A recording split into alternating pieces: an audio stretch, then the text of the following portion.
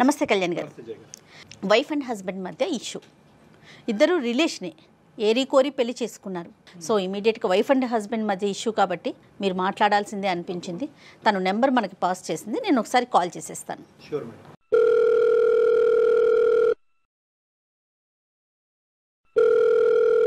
Hello hello Geetamma. అవునండి, ఎవరు? నేను జయానండి, అందమైన జీవితం ప్రోగ్రామ్ నుంచి కాల్ చేస్తా ఉన్నాను. నమస్తే అమ్మా. నమస్తే అండి. సో నాతో పాటు డాక్టర్ కళ్యాణ్ గారు ఉన్నారు, మీరు మాట్లాడటానికి వీలుగా ఉన్నారా? ఓకే మ్యామ్, మాట్లాడతాను. ఒక్కసారి మాట్లాడండి. డాక్టర్ గారు ఉన్నారు, మీ సమస్య ఏంటో క్లియర్గా చెప్పండి అమ్మా. నమస్తే. నమస్తే గీత. నమస్తే డాక్టర్ గారు. చెప్పమ్మా. సార్, నాకు పెళ్ళై 1.5 years అవుతుంది. నేను మా మేనమామ కొడుకు మా బావ విజయ్ని పెళ్లి చేసుకున్నాను సార్. నేను బావ చిన్నగా ఉన్నప్పుడే మా మామయ్యకి అండ్ మా అమ్మ వాళ్ళకి ఒక ప్రాపర్టీ విషయంలో చాలా గొడవలే అయ్యాయి సార్. సార్, అంటే అది అమ్మ వాళ్ళు మామయ్యను అండ్ మామయ్య వాళ్ళ అమ్మను చాలా మాటలు అనుకున్నారు. ఈ ప్రాపర్టీ విషయంలో పెద్ద మనుషులు కూడా మాట్లాడారు, కానీ అది మాత్రం తేలలేదు అప్పుడు. అండ్ వీళ్ళ ప్రాపర్టీ విషయం కోసం పోలీసులు, స్టేషన్లు, కాంప్రమైజ్లు అని చాలానే జరిగాయి సార్ ఈ మధ్యలో. అప్పటి నుండి ఇంకా గొడవలు ఎక్కువ అవ్వడం, కోర్టుల వరకు వెళ్ళడం, ఇలా అంతా జరిగింది సార్. ఆఖరికి ఆ ప్రాపర్టీ కూడా మా అమ్మ వాళ్ళకే వచ్చింది. ఆ ప్రాపర్టీ కూడా మా అమ్మ నాన్నలు మా బావకి కట్నం కింద రాసి ఇచ్చేశారు మా పెళ్ళయిన తర్వాత. 15 సంవత్సరాల నుండి అమ్మ వాళ్ళకి మావయ్య వాళ్ళకి మధ్యలో మాటలు అవి ఏమీ లేవు సార్. పెళ్లి చేసుకున్న తర్వాత నుండి 1.5 year నుండి చూస్తున్నా, బట్ కలవట్లేదు, మాట్లాడడం లేదు. ఏదో ఒక బొమ్మని చూసినట్టు, ఏదో ఒక వస్తువుని చూసినట్టు చూస్తున్నారు తప్ప అసలు పట్టించుకోవడం కూడా లేదు. కానీ విజయే వెంటబడి నిన్ను చేసుకున్నాడమ్మా? అవునండి, మనం కలిస్తే వాళ్ళ గొడవలన్నీ పోతాయి, కుటుంబం అంతా ఒకటవుతుంది అని ఒప్పించి మరీ పెళ్లి చేసుకున్నారు. అదే వాళ్ళ సైడే వాళ్ళే ముందుకొచ్చారు. తనే ముందుకొచ్చాడు. ఇప్పుడు ఏంటంటే మా పెళ్లి అయితే వాళ్ళు కలుస్తారు అన్న ఉద్దేశంతో పెళ్లి చేసుకున్నాము. మరి పెళ్లి తర్వాత కలిసారమ్మా? కలిసారండి. కాదమ్మా గీత, ఇది ఒక చిన్న డెలికేట్ ఇష్యూ కదా. 2 కుటుంబాలు కలుస్తాయని చెప్పి అప్పటి వరకు మాట్లాడుకొని మీరిద్దరూ ఏ విధంగా ఇష్టపడ్డారు? అంటే నీకంటూ ఒక ఒపీనియన్ ఉంటుంది కదా, అంటే చాలా గొడవలు వేస్తాయి, పోలీస్ స్టేషన్లు, కోర్టుల వరకు, అవమానాల వరకు వెళ్ళుంటాయి కదా. మరి అవన్నీ పక్కన పెట్టేసి ఈ రాత్రి మర్చిపోయి పెళ్లిపేటల మీద కూర్చుని పెళ్లి చేసుకునేంత ఈజీయా అది? నాకు మా బావ విజయ్ అంటే నాకు చాలా ఇష్టం సార్. నేను పెళ్లి చేసుకుంటే బావని చేసుకుంటా అనుకునేదాన్ని. అలాగే విడిపోయిన మా ఫ్యామిలీలు 2 కూడా కలుస్తాయి, 15 years గా గొడవ పడుతున్నారు కదా, మా పెళ్లితో అయినా కలుస్తారు అన్న ఉద్దేశంతో మేము ఇలా పెళ్లి చేసుకున్నాం సార్. తర్వాత ప్రయాణం ఎలా జరిగిందన్న? పెళ్ళయిన తర్వాతే తెలిసింది తను ఏంటంటే మా వాళ్ళ మీద రివెంజ్ కోసమే పెళ్లి చేసుకున్నారు అన్నట్టుగా తెలిసింది. అదే ఏంటి ఇలా ఏంటి అని అడిగితే, అవును నేను రివెంజ్ కోసమే చేసుకున్నాను, నువ్వంటే అసలు ఇష్టమే లేదు అన్నట్టుగా మాట్లాడుతున్నారు ఇప్పుడు. ఏ స్థాయి వరకు గొడవలు అయినాయి, దానివల్ల ఎంత అవమానం విజయ్కి జరిగింది, విజయ్కి కానీ తన కుటుంబానికి, దానివల్ల ఇప్పుడు ప్రతీకారం అనే మాట వస్తుంది. అంటే ఏదైనా కూడా ప్రతీకారం తీసుకోవటం అనేది తప్పు మాటే, కానీ గొడవ ఏ స్థాయి వరకు వెళ్ళింది అనేది వివరాలు ఉన్నాయి నీ దగ్గర? వాళ్ళు కోర్టుల దాకా వెళ్ళి కంప్లైంట్స్ ఇచ్చి మధ్యవర్తి మధ్యలో పెట్టడము, ఆ టైంలో కూడా పోలీసులు అది ఇంటికి రావడం. ఓకే. ఇంకా మా అమ్మ వాళ్ళు అనకూడని మాటలు చాలానే అన్నారు మావయ్య వాళ్ళని. అవన్నీ విని తట్టుకోలేక మావయ్య గారికి కూడా పెరాలసిస్ అవి వచ్చాయి. ఈ విపరీతమైన సంఘటనలు జరిగి ఎంతకాలం అయింది? ఇంకా అంత పదిలంగా ఉన్నాయా అబ్బాయి మనసులో? అంటే ఎప్పుడు జరిగింది ఇది? ఒక 10 years బ్యాక్ అయ్యింది సార్ ఇవన్నీ. అంటే తను కూడా ఇంటికి రావడం, ఈ గొడవల్లో ఇన్వాల్వ్ అవ్వడం, అంటే వాళ్ళ డాడీకి ఇలా అయిన తర్వాత కోర్టుల చుట్టూ తను కూడా తిరగడం, ఇలా అంతా జరగడం వల్ల తను ఇంకా బాగా గుర్తు పెట్టుకున్నాడు. అండర్స్టూడ్. అయితే మరి అది ఏ మాత్రం నీకు కొద్దిగా కూడా కించంతు కూడా కనిపించలేదమ్మా? అంటే అతని మనసులో ఇది ఎక్కడన్నా దాగుందేమో అని చెప్పి ఆ థాట్ రాలేదా నీకు? లేదండి, తను మాట్లాడే మాటలు అవన్నీ విన్నాక నాకు ఏమనిపించిందంటే తను ఇంకా మేము కుటుంబాలు కలవాలి అని అనుకున్నారు అన్నట్టుగా అనిపించింది తన మాటలన్నీ ఆలోచించింది. ముందు అంటే కొంచెం బానే ఉన్నాము, ఏంటంటే ఒక 1 month 2 months ఏంటంటే కొంచెం బానే మాట్లాడేవాళ్ళు. అంటే పెళ్ళయిన తర్వాత కొంచెం చుట్టాలు అది ఉంటారు కాబట్టి కొంచెం ఓకే. బానే మాట్లాడారు. బట్ ఏంటంటే తర్వాత ఆయన మొత్తం చేంజ్ అయిపోయారు. అసలు ఎందుకు ఇలా చేస్తున్నారు? అసలు ఏమైంది? అసలు ఏం చెప్పకుండా కొంచెం మారుకుంటూ వచ్చారు. గట్టిగా అడిగేసరికి ఇప్పుడు చెప్తున్నారు ఏంటంటే, "నేను మీ అమ్మ వాళ్ళ మీద రివెంజ్ కోసమే నిన్ను పెళ్లి చేసుకున్నాను తప్ప నాకసలు నువ్వంటే ఇష్టమే లేదు" అని చెప్పి. మీ ఇద్దరి మధ్యన ఎలా ఉందమ్మా రిలేషన్షిప్ ఎలా ఉంది? అంటే ఫిజికల్ భార్యాభర్తల సంబంధం అది ఉందా, అది లేదా? లేదండి, అసలు నన్ను ముట్టుకోవడం లేదు ఆయన.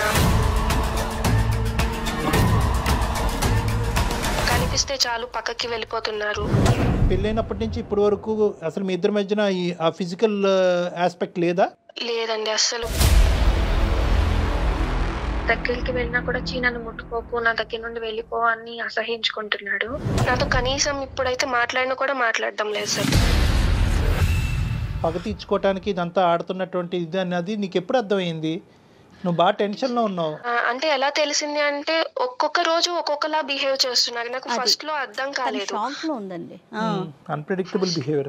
చెప్పమ్మా ఫస్ట్ లో అర్థం కాలేదు అసలు ఏం మాట్లాడుతున్నారు ఏంటి, ఎందుకు ఇలా ఉంటున్నారు అనేది అర్థం కాల.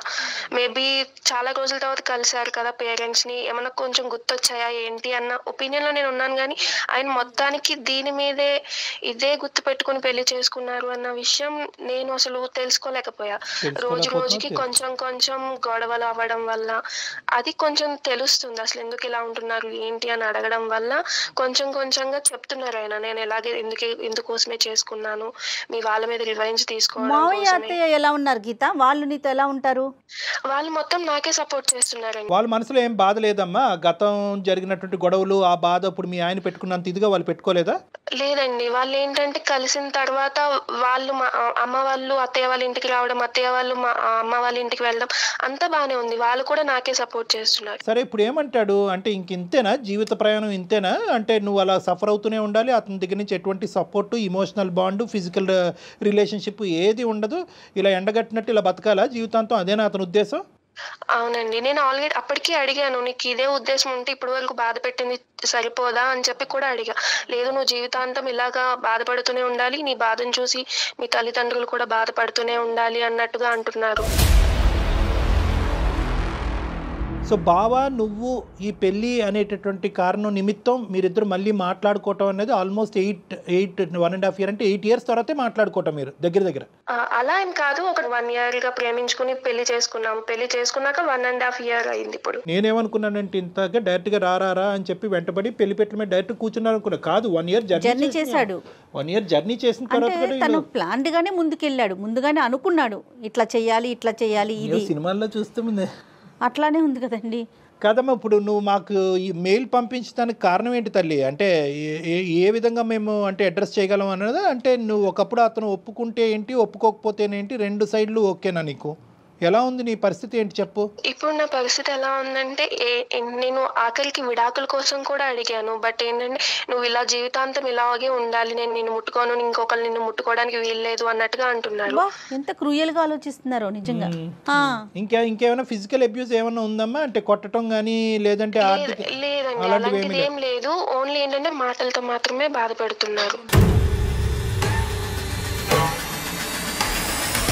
అంటే ఇది అప్పుడు జరిగినటువంటి గొడవ ఒక ఎత్తు అయితే కనుక ఇప్పుడు కన్న కూతురునే జీవితాన్ని పణంగా పెట్టినటువంటి పరిస్థితి ఏర్పడింది. మరి అస్సలు తగ్గరే మీ పేరెంట్స్ ఏమంటున్నారు? వాళ్ళు వచ్చి మాట్లాడారు, అడిగారు. బట్ ఏంటంటే మా బావ దగ్గర నుండి ఒక్క రెస్పాన్స్ కూడా లేదు. మీరు ఇలాగే ఉండండి, మా డాడీకి మా డాడీ ఎంత బాధపడ్డారో మీరు అంతే బాధపడాలి. ఏం చెప్పినా కూడా కన్విన్స్ అవ్వట్లేదు వాళ్ళు. కాదు నాన్న, ఇప్పుడు గీత రెండు డోర్స్ ఓపెన్ అయ్యే ఉన్నాయి కదా. అంటే either he has to give you divorce and let you go free, or నిన్ను హ్యాపీగా నీ జీవితం నిన్ను బతకనివ్వాలి, లేదంటే అతను మారే వచ్చి మీ ఇద్దరు కలిసి ప్రయాణం చేయాలి. ఈ రెండిటికి ఓకే నువ్వు? ఓకే అండి, నాకు ఎలా అయినా పర్లేదు, తను మారితే ఇంకా మంచిది. తను మారినా ఓకే, తను మారను నేను ఇలానే ఉంటానంటే తన బతుకునేదో అమ్మాయి బతుకునిస్తే తన దారిని తను చూసుకుంటాను. అంతే. డివోర్స్ తీసుకుంటానంటే మీ పేరెంట్స్ ఓకేనా అమ్మా?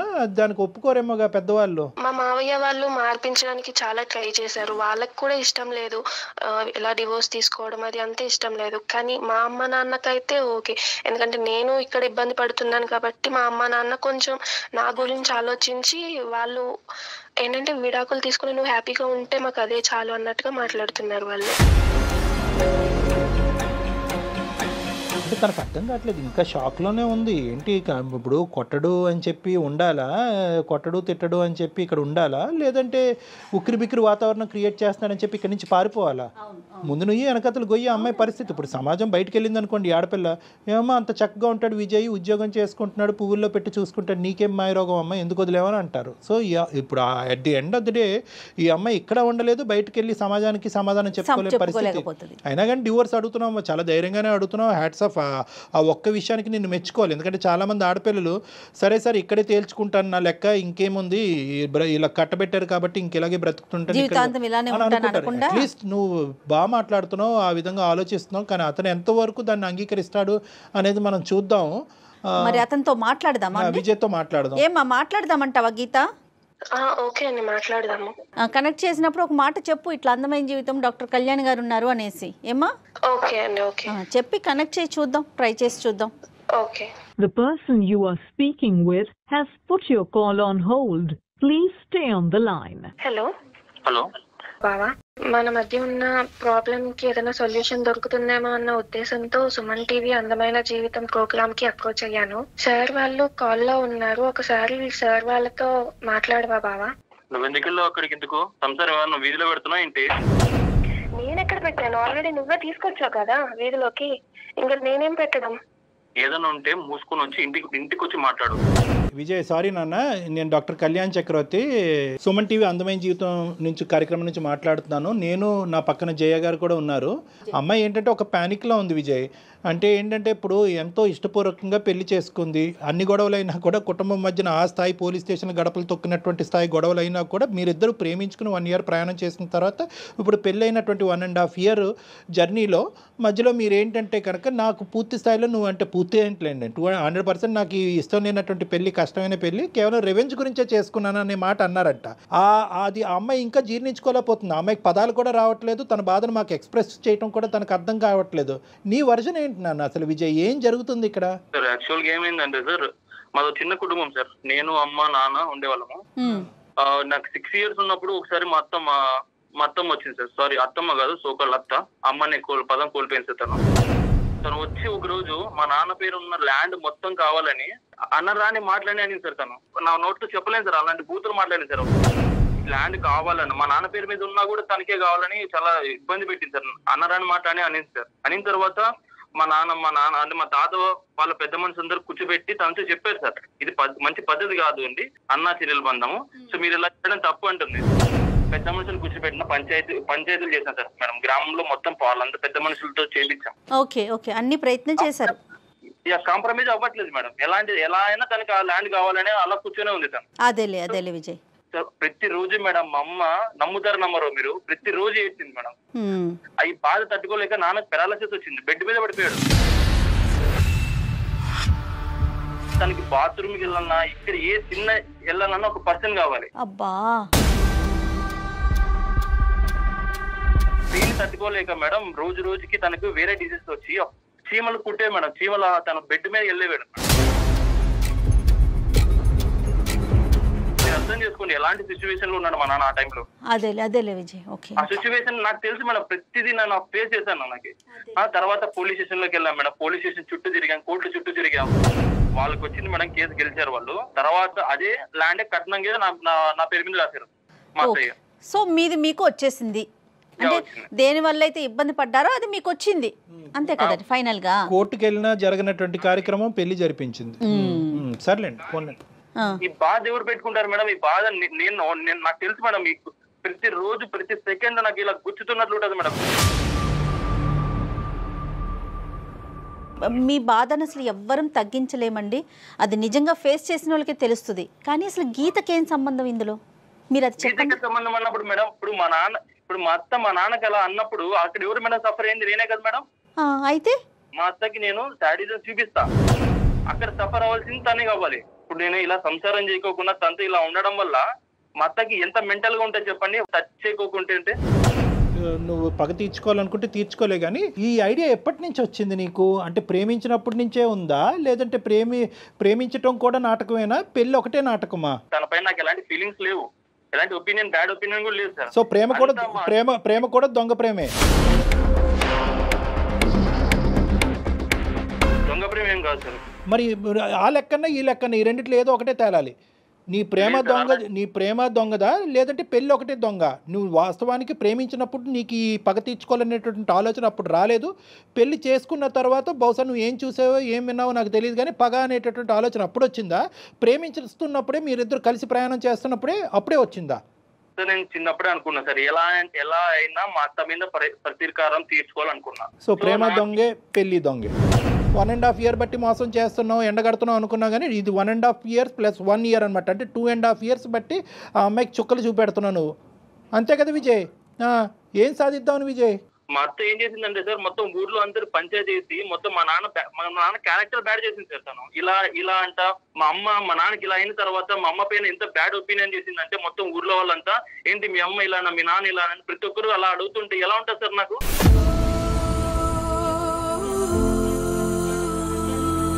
మా అత్త ఎలాగైనా మా నాన్నకు, మా అమ్మకు, నాకు క్షమాపణ చెప్పాలి. క్షమాపణ ఇన్ ద సెన్స్, తను మా ఇంటికి వచ్చి మా రిలేటివ్స్ అందరి ముందర నా కాలు, మా అమ్మ మా నాన్న కాలు పట్టుకొని ముక్కుకు నేలకు రాసిన తర్వాత నెక్స్ట్ సెకండ్ డే నేను సంసారం చేస్తాను. ఇంకేమైనా ఉన్నాయి లిస్ట్ లో? ఉన్నాయి సార్, చాలా ఉన్నాయి సార్. పెళ్లికి ముందు ఈ లిస్ట్ అడగలేకపోయావా? ఇక్కడ రెండు ఆస్పెక్ట్స్ మనం చూసుకుందాం అన్న విజయ్. ఒక్క 2 నిమిషాలు నా వయసుకు కానీ నా అనుభవానికి కానీ గౌరవిస్తూ ఒక 2 నిమిషాలు విను. ఇక్కడ 2 ఇష్యూస్ ఉన్నాయి. ఒకటి, మీ జీవితంలో మీ తల్లిదండ్రులకి జరిగినటువంటి అన్యాయం, మీ తల్లిగారికి జరిగినటువంటి అవమానం అవనివ్వండి, లేదంటే నాన్నగారు మంచాన పట్టడం అనివ్వండి, జీవితాంతం అమ్మ నాన్నగారికి సేవ చేయటం, చిన్నప్పటి నుంచి నీకంటూ ఒక సంతోషం పోయింది, ఈ కోర్టు కేసు వల్ల ఒక సంతోషం పోయింది, ఒక పిల్లవాడుగా నువ్వు అనుభవించవలసినటువంటి ఆనందాలు అన్నీ పోగొట్టుకున్నావు. దీనికి మాకు పూర్తి స్థాయి స్థానుభూతి ఉంది నన్ను, అందులో డౌటే లేదు. ఎందుకంటే కనుక ఇప్పుడు ఆ రోజులు నాకు తెలుసు. ఇప్పుడు ముక్కుని ఎలక రాస్తుందో తల చెట్టుకు రాస్తుందో అదంతా నాకు తెలియదు, కానీ నువ్వు పోగొట్టుకున్నటువంటి రోజులు మీ అత్త జీవితంలో తీసుకురాలేదు. అదేవిధంగా ఇక్కడ నువ్వు గుర్తుపెట్టుకోవాల్సింది ఏంటంటే, గీత ఇప్పటికీ కూడా తను కూడా అప్పుడు చిన్నపిల్లే, బహుశా నీకంటే ఇంకా చాలా చిన్నపిల్ల. ఆ అమ్మాయి కూడా అనుభవాలు చూసింది. మీ అత్త ఒక 2 మాటలు అంటే కనుక మీ నాన్న ఒక 3 మాటలు అని ఉంటారు. ఆ గొడవలు రోడ్డుని ఎక్కినాయి, పంచాయతీలు జరిగినాయి, ఆవిడ ప్రాపర్టీకి ఆస్తిపడింది. సరే, ప్రాపర్టీకి ఆవిడ ఎందుకు ఆస్తిపడింది, దాని పూర్వపరాలు ఏంటనేది ఈరోజు ప్రస్తావన కాదు. గీత కూడా అనుభవించలేదని నువ్వు అనుకుంటున్నావా? గీత, నువ్వు చెప్పమ్మా, మీ ఇంట్లో ఎలాంటి ప్రాబ్లమ్స్ ఫేస్ చేశారో అప్పుడు అసలు నీకు తెలుసా, ఊహ ఉందా? ఏంటంటే ఆ గొడవల వల్ల నేనైతే నా పేరెంట్స్ కి కూడా దూరంగా వెళ్లి హాస్టల్లో ఉండాల్సి వచ్చింది. కనీసం ఇంట్లో ఉండి వాళ్ళ అమ్మ నాన్న దగ్గర ఉండి కనీసం వాళ్ళ ప్రేమనన్నా పొందారు. బట్ నాకైతే వెనక్కి తిరిగి చూసుకుంటే మా అమ్మ నాన్నలతో కలిసి ఉన్నది కూడా ఏం లేదు. ఇప్పుడు పెళ్లి చేసుకుని వచ్చి ఒక ఇంట్లో ఉన్నాననే గానీ ఇప్పుడు కూడా నన్ను పట్టించుకోవట్లేదు. ఇప్పుడు నేను ఎక్కడికి వెళ్ళి ఉండాలి, అసలు ఏం చెయ్యాలి, ఎవరి దగ్గరికి వెళ్తే నా ప్రాబ్లం సాల్వ్ అవుతుంది, అసలు ఏం తెలియకుండా ఉన్నాను మ్యామ్. అందుకే నేను కూడా మీ దగ్గరికి అప్రోచ్ అయ్యాను. ఇప్పుడు విజయ్, నీకు ఇక్కడ ఒక పాయింట్ కనెక్ట్ అవుతుందా? అంటే నేను ఇక్కడ అంటే నీ ఇమోషన్ నీకు ఉన్నాయి, ఇంట్లో జరిగినటువంటి పరిస్థితులకి చాలా భయంకరమైనటువంటి పరిస్థితులు. నిజంగా మీ నాన్నగారిని నేను కళ్ళతో చూడలేదు, కానీ ఊహించుకుంటూనే నువ్వు డిస్క్రైబ్ చేసినటువంటి అంశాలను ఊహించుకుంటూనే నా మనసు తరుక్కుపోతుందన్న. చాలా బాధ. ఏంటంటే దట్స్ ఆన్ హ్యూమానిటేరియన్ గ్రౌండ్స్ చాలా బాధ. అంటే మానసికంగా ఒక మనిషి మీద పడేటటువంటి ఒత్తిడి, సొంత కుటుంబ సభ్యుల దగ్గర నుంచి పడేటటువంటి ఒత్తిడి ఎప్పుడైతే రోడ్డుని బజారున పడతాదో అప్పటి వరకు పరుగు కలిగినటువంటి కుటుంబం, ఒక పెద్ద మనిషి మానసికంగా ఏ స్థాయిలో దెబ్బతింటే కనుక అతని నరాలు బలహీనపడి పారాలిసిస్ వస్తుంది అనేది నేను అర్థం చేసుకోగలను ఒక మానసిక వైద్య నిపుణుడు. ఇంకోటి ఎలా అంటే సార్, నేను పడిన శోభ కంటే తను ఇప్పుడు ఇంకా 1% సార్ ఇంకా ఉండే, తను 1%. అది ఎలా డిస్క్రైబ్ చేస్తావమ్మా విజయ్? సార్ నేను ఫేస్ చేస్తా సార్, నాకు తెలుసు సార్. ఇప్పుడు మీరు అదే నా సిచ్యువేషన్ లో మీరు ఉంటే ఇలా కాంప్రమైజ్ అయ్యేవారు. ఎవరున్నా కూడా బాధ బాధే. ఓకే, కానీ ఆ బాధ తర్వాత ఆ బాధ వల్ల ఏర్పడేటటువంటి ప్రతీకార ధోరణిలోనే నీ వ్యక్తిత్వం నా వ్యక్తిత్వం అనేది డిఫరెంట్ ఉందన్న. బాధ అందరిది ఒకటేనన్న. ఈరోజు నువ్వు ఇది తూకం వేయొద్దు. ఆ అమ్మాయి ఎంత బాధపడింది, ఈరోజు ఆ అమ్మాయి బహుశా ఈ ఇంట్లో ఉంటే కనుక ఆ అమ్మాయి నిన్ను వచ్చి ప్రేమించి ఆ అమ్మాయి పగ తీర్చుకోవచ్చు కదా. కానీ ఆ అమ్మాయి ప్రేమకు దూరం అయింది. తల్లిదండ్రులు ముందుగా ఆలోచించి ఈ గొడవలన్నింటి మధ్యన ఆడపిల్ల ఉండకూడదు అనేటటువంటి ఉద్దేశంతో హాస్టల్లో పెట్టారు. తన ప్రేమను మిస్ అయింది కదా. బహుశా ఏంటంటే ఆ అమ్మాయి ఇంట్లో ఉండుంటే కనుక నీకంటే వాళ్ళ తల్లిదండ్రులు పడినటువంటి బాధను నీకంటే ఎక్కువ వివరంగా చెప్పేది. ఇందాక నుంచి నాకు అర్థం కావట్లేదు. బాధపడ్డాను, కొట్లాట జరిగింది, కానీ నాకు ఆ వివరాలు తెలియదు అనేది ఇప్పుడు నాకు క్లియర్ వచ్చింది. ఈ అమ్మాయిని తీసుకెళ్లి హాస్టల్లో పెట్టారు. నీ ఆలోచన శైలి తప్పు అనో లేదంటే నీ బాధ తప్పు అని అనట్లేదు, కానీ నువ్వు వెళ్ళేటటువంటి యాక్షన్ ప్లాన్ ఏదైతే ఉందో అది మానవతా దృక్పథం నుంచి చాలా దూరంగా వెళ్ళిపోతుంది. చాలా దూరంగా కాదమ్మా, నువ్వు ఫేస్ చేసిన ఆ బాధ, ఆ పెయిన్ ని ఎదుటోళ్ళు కూడా ఫేస్ చేయాలని కోరుకోవటం ఎంతవరకు కరెక్ట్ చెప్పు? లేదు మేడం, నా పర్స్పెక్టివ్ లో అది కరెక్టే మేడం. అసలు ఎలా కాదు విజయ్, ఎలా కరెక్ట్ విజయ్? ఇది నేను జీర్ణించుకోలేకపోతున్నాను. ఎలా కరెక్ట్ విజయ్? ఈ రోజు గీత తల్లిదండ్రులు కడుపును పుట్టడం అనేది పాపమా? తను చేసిన పాపమా?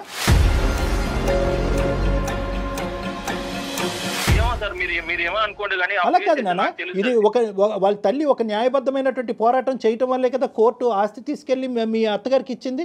అయితే కనుక ఆ అత్తగారు ఈ ఆస్తి నాదే అని చెప్పి చంకన పెట్టుకోలే కదా. మీరిద్దరు ప్రేమించుకున్నారు కాబట్టి మీరు చావండి అని అనలే కదా. అదే కట్నంగా నీకు ఇచ్చిందిగా. సార్ ఇప్పుడు ఇచ్చింది సార్. కాదు సార్, ఇప్పుడు అదంతా ఆ ప్రాబ్లమ్స్ అన్ని ఫేస్ చేసిన తర్వాత కూతుర్ని ఇచ్చేసి ఆ ప్రాబ్లమ్స్ మర్చిపోండి ఎలా మర్చిపోతాం సార్? నువ్వు మర్చిపోగలవా లేదా అనేటటువంటి కాన్సెప్ట్ కాదు నేను అనట్లేదు. ఇది ఎప్పుడు చల్లారుతుంది? నేను జీవితాంతం ఎలాగే ఉంటాను. వాళ్ళ కడుపు నువ్వు పుట్టినందుకు నువ్వే ఎలా బాధపడాలి? నువ్వు బాధపడుతూ ఉంటే కనుక వాళ్ళ నరకం అనుభవించాలి. నేను విడాకులు ఇవ్వను, చస్తే ఇక్కడే చావు అనేటటువంటి పద్ధతి ఏంటి నాన్న? ఎప్పుడు చల్లారుతుంది నీ పగ? అసలు నీ పగ అనేటటువంటి దానికి మీనింగ్ ఉందా? మా నాన్న బైక్ ఎక్కి నేను ఇది ప్రపంచం చూశాను సార్. అదే మా నాన్నని బెడ్ మీద చేసిన తర్వాత నాకు జీవితం ఏదో నేర్పించింది. నువ్వు ప్రతిసారి నేను ఒక మ్యారేజ్ అనేటటువంటి కాన్సెప్ట్ గురించి మాట్లాడుతుంటే గీత ఇందులో ఎలా ఇన్వాల్వ్డ్, గీత పరిస్థితి ఏంటి, గీత ఫ్యూచర్ ఏంటి, నీ పగ ఎప్పుడు చల్లారుతుంది అంటే కనుక నువ్వు వెంటనే మీ తండ్రి గారి దగ్గర తీసుకెళ్తున్నావు. నేనేం మాట్లాడలేను. మీ నాన్నగారి యొక్క పరిస్థితిని ఈరోజు తీసుకొస్తే నేనేం మాట్లాడలేను. ఆ గొడవలు అలా అయినాయి, ఆ మానసిక ఒత్తిడి అతనికి గురయ్యారు, దానికి సానుభూతి చూపెట్టడం తప్ప మీ నాన్నగారి యొక్క పరిస్థితిని నేను మార్చలేను, భగవంతుడు మార్చలేడు, ఎవరు చేయలేరు ఇది. కానీ దానికి ఇలా చిక్కుముడిగా ఒకదానికొకటి కలుపుకుంటూ పోతూ గీత మీద పగ తీర్చుకుంటూ మీ అత్త మీద పగ తీర్చుకుంటూ ఎప్పటికి ఎండ్ అవుతుంది? ఈ ఎండ్ పాయింట్ ఏంటి? నీ కడుపు ఎప్పుడు చల్లారుతుంది? దీనివల్ల ఇంకో కాన్సెప్ట్ కూడా నేను చెప్తున్నాను. నీ టోన్లో కూడా ఎక్కడ నాకు హ్యాపీనెస్ కనిపించట్లేదు నాన్న. నువ్వు పగ తీర్చుకుంటున్నాను అని కాల్ ఎగరేస్తున్నావు, కానీ ఎక్కడ నీ టోన్లో కూడా హ్యాపీనెస్ లేదు. నువ్వు సఫర్ అవుతున్నావు. నీ జీవితం ఇటువంటి పెళ్లి జరగాలి, ఒక ప్రేమ లేనటువంటి పెళ్లి చేసుకుంటూ ఆ ప్రేమలో పగే కాన్సెప్ట్గా ముందుకెళ్ళిపోవాలనేది నువ్వు ఎప్పుడన్నా వర్ణించుకున్నావా? ఎప్పుడన్నా అనుకున్నావా? నా లైఫ్ అయినా పర్లేదు సార్, నాకు లైఫ్ అయినా పర్లేదు, తను మాత్రం అలా అవ్వాల్సిందే సార్. నాకు 100% పెడితే తను 200% మాత్రం సఫర్ అవ్వాలి. అయ్యేంత వరకు నా లైఫ్ ఏమైనా పర్లేదు సార్. నాకు మా అమ్మని సఫర్ అయ్యేలాగా చెయ్యి, నేనేం కాదన్ను. బట్ మధ్యలో నన్ను ఎందుకు లాగుతున్నావు? అసలు నాకు అసలు తెలియని విషయాల్లోకి నన్ను లాగి నన్ను ఇన్వాల్వ్ చేసి చెప్పు అసలు నన్నెందుకు లాగుతున్నావు మధ్యలోకి? నేను ఏం చేశాను అని చెప్పు. నీ పాత్ర కూడా ఉంటది దీంట్లో. ఊరికే నిన్ను ఊరికే పంపించదు, ఏదో చేసే ఉంటది. ఊరికే నేను పంపించింది అనుకుంటున్నావా? నాన్న టార్చర్ చేసేటటువంటిది అయితే కనుక సంవత్సరంన్నర పాటు ఎండగట్టి జీవితాన్ని రోడ్డుకి ఇడిసినప్పుడు తన కొన్న కూతుర్ని ఒకే ఒక కూతురు జీవితాన్ని ఇలా చేసినప్పుడు ఈ పాటికి ఇప్పుడు వరకు చేతులకి ఇలా కట్టుకుని కూర్చుంటది అనుకున్నావా? ఒకదానికి నువ్వే క్రియేట్ చేసుకుంటున్నావు, అల్లుకుంటున్నావు. ఈ అమ్మాయి పాత్ర ఉందంటావేందయ్యా బాబు? అసలు నీకేమైనా కాన్సెప్ట్ ఉందా? నీకేమైనా అర్థం అవుతుంది? ఈ అమ్మాయి పాత్ర ఏంటి? పుట్టెరిగి ఈ అమ్మాయి హాస్టల్లో కూర్చుంది, ఇప్పుడు ఈ అమ్మాయి పగ తీర్చుకుంటుందని అనుకుంటున్నావా? ఏమన్నా డైలీ మాట్లాడతాడు సార్. డైలీ వాళ్ళ అమ్మ ఫోన్ చేస్తుంది, ఫోన్ చేసి ఏదో చెప్తుంటది. ఎక్కడ సావాలి కూతురు? ఎక్కడ సావాలి? తన కడుపు ఇప్పి మాట్లాడుకుని తన కష్టాన్ని చెప్పుకోవటం కూడా పాపమేనా? సార్ వాళ్ళ అమ్మ క్యారెక్టర్ మామూలు కాదు సార్. ఎలా అయినా మమ్మల్ని ఇబ్బంది పెట్టడానికే చూస్తారు వాళ్ళు. సో వాళ్ళు తను అలా చేసే ఉంటది సార్, పక్కా చేసే ఉంటది, చేస్తుంది కూడా. కానీ ఇప్పుడు ఇబ్బంది పెట్టేది మిమ్మల్ని కాదు కదా, మీరే నన్ను ఇబ్బంది పెడుతున్నారు కదా. అదే మా అమ్మ ఏదో చేసేది అయితే కనుక నేను కదా నిన్ను బాధపెట్టాలి. అంతే కదా, కరెక్ట్. కాదమ్మా,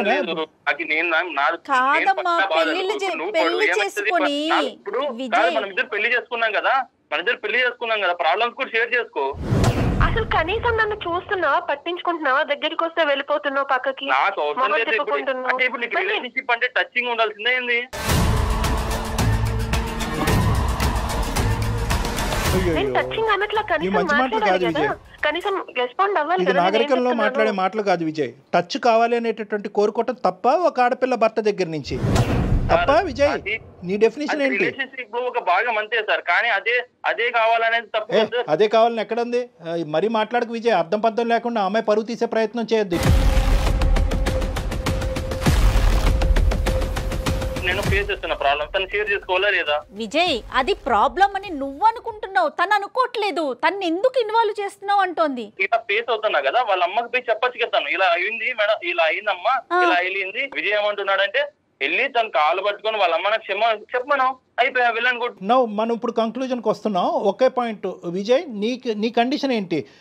నీలో ఒకటైతే నాకు బాగా అర్థమైంది, ఇప్పటికీ కూడా ఈ అమ్మాయి అంటే కొద్దిపాటి ప్రేమ ఉంది నీకు. ప్రేమ లేదు అని నేను అనుకోవట్లే. లేదంటే కనుక ఇంత 2.5 years పాటు నువ్వు కపట నాటకం ఆడే అంత కెపాసిటీ నీకు లేదు, కానీ ఎంతో కొంత ప్రేమ ఉంది. కానీ ఇప్పుడు ఏంటంటే కనుక ఇప్పుడు ఈ పెళ్ళికి వాళ్ళ అమ్మ ముందుకు వచ్చి చెప్పేటటువంటి క్షమాపణకి ముడిపెట్టావు, అంతే కదా? అంతే సార్. నీ కండిషన్స్ ఏంటి? మీరిద్దరూ హ్యాపీగా ఉండాలంటే నీ కండిషన్స్ ఏంటో ఒకటిసారి నాకు చెప్పు.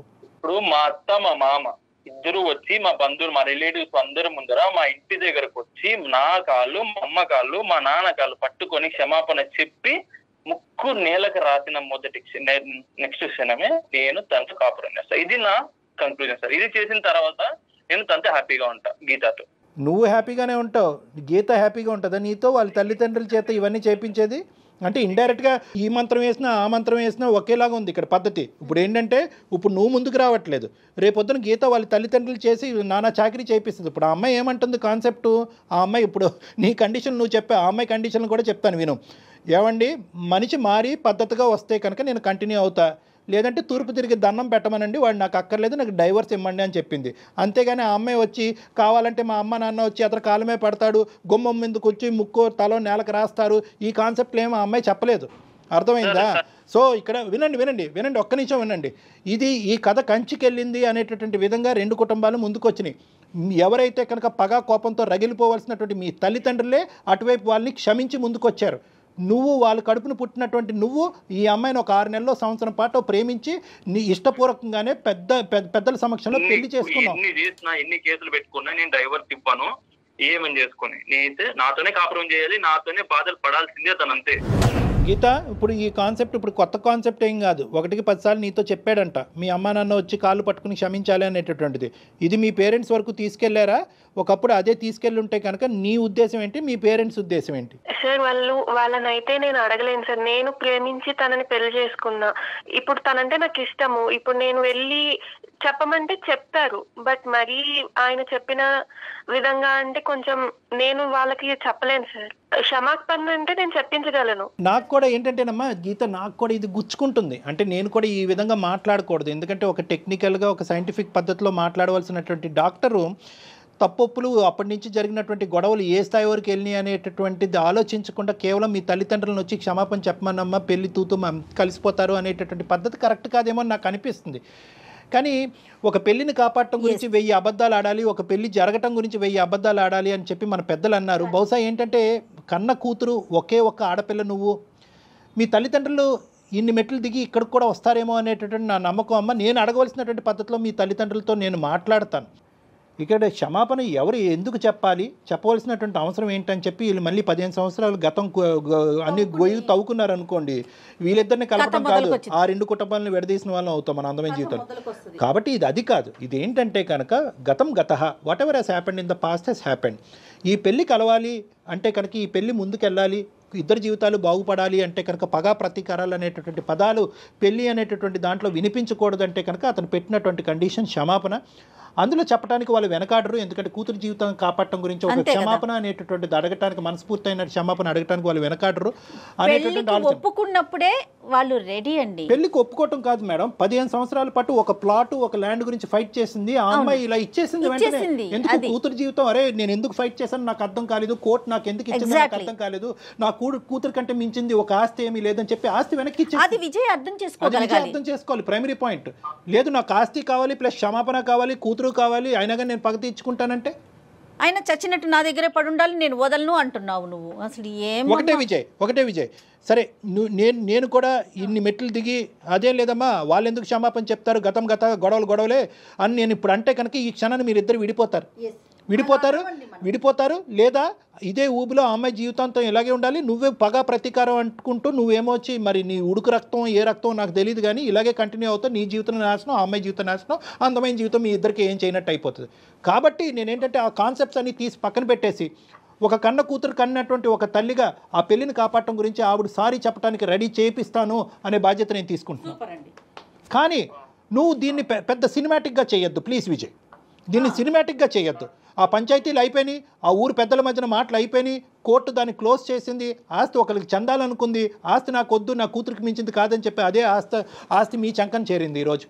ఇటువంటి పరిస్థితుల్లో నువ్వు ఒక మెట్టు దిగాలి. క్షమాపణ అంటే ఆవిడ చెప్పిస్తాను, కాదు సార్ మీరు చెప్పింది ఇప్పుడు నాకు బాగా అర్థమైంది, తల్లి కాని తల్లి తర్వాత తల్లి లాంటిది మా అత్త, నాకు ఆ క్షమాపణ కూడా అక్కర్లేదు అనే పెద్ద మనసుతో నువ్వు ముందుకు వస్తావా, ఐఎమ్ వెరీ హ్యాపీ. కాదు క్షమాపణే నన్ను చల్లారుస్తుంది అనుకుంటే కనుక ఆ క్షమాపణ వాళ్ళ చేతి చెప్పించడానికి నేను రెడీగా ఉన్నాను. తీసుకుంటారు సార్ ఇప్పుడు మీరు ఇంత టైం తీసుకొని మా రిలేషన్షిప్ లో ఇంత మంచిగా చెప్పారు సార్. నాకు రియల్ గా చెప్తున్నా, ఏదో ఇప్పుడు చాలా అంటే మా నాన్నే నాకు ఇలా చెప్తున్నారు అంటే మా ఫ్యామిలీ మెంబర్ గా మీరు ఇలా చెప్తున్నారు సార్. రియల్ గా ఓకే సార్, మీరు చెప్పిన దానికి నేను కాంప్రమైజ్ అవుతాను. కాంప్రమైజ్ విత్ క్షమాపణ వితౌట్ క్షమాపణ మీరు చెప్పిందని నాకు అర్థమవుతుంది సార్, ఎక్కడో తప్పు నాది కూడా ఉంది సార్.